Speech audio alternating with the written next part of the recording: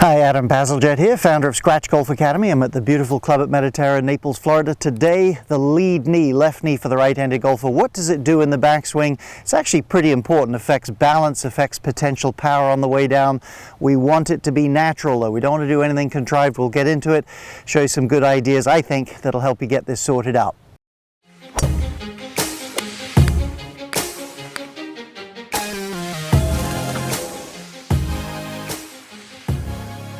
Briefly, if you're new to this channel, would love it if you'd subscribe, hit the bell, you'll be notified every time a brand new instruction video is coming your way.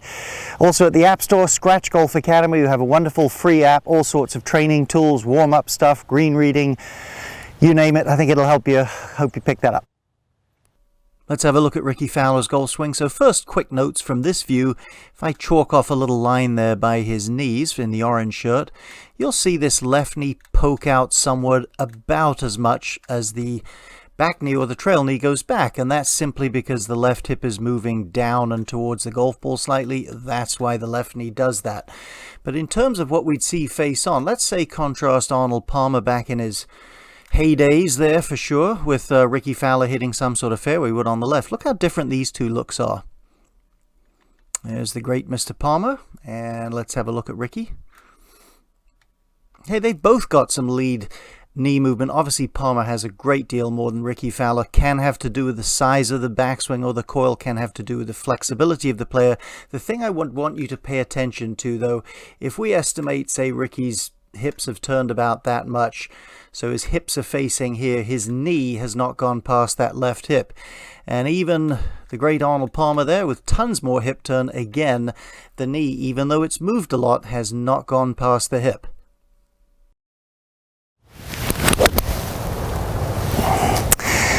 So first thing, I would suggest, this is a small matter maybe, but slightly flare each foot out there. I think your knees will work a little bit better if you do that.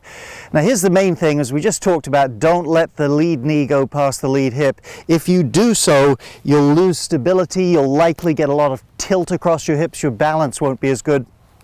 But really important that you don't overly try to restrict it.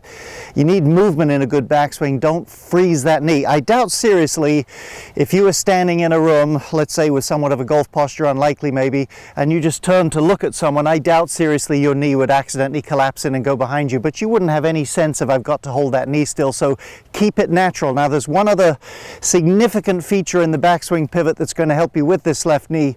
Let me show you the pros briefly. We'll come out and we'll work on it and get something to blend it all together a bit.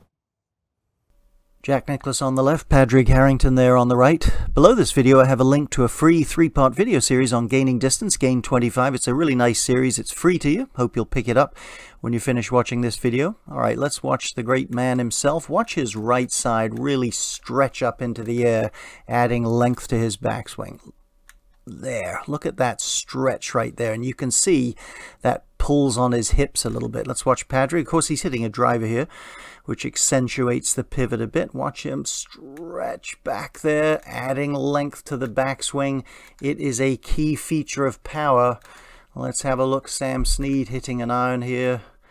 Certainly none better than this. And again, watch him stretch back in this direction with his right side. That is a powerful move. Well, that's a decent shot there.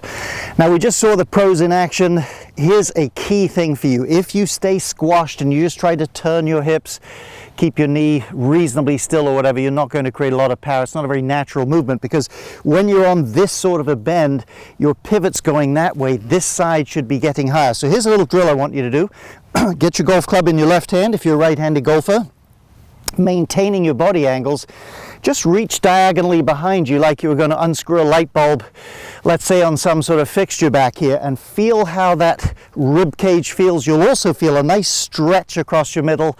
I think I was really missing this a lot in my junior golf days, never really thought of it this way, and that will cause a lot of athletic movement, and you'll find this knee won't really want to excessively move that much, because if you're going to hit the ball a long way, you have to move your hands, unless you're super athletic, you have to move your hands fairly far from their original spot.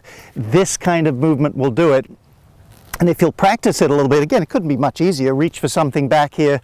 I think you'll find that's a great image. If you'll practice it, you'll start to get the benefit of the balance, but still the length in the backswing that's going to give you some power. Hit some shots like this. You can even do these at home. Just super slow motion. You get the feel in no time. Honestly, it'll help you with your game.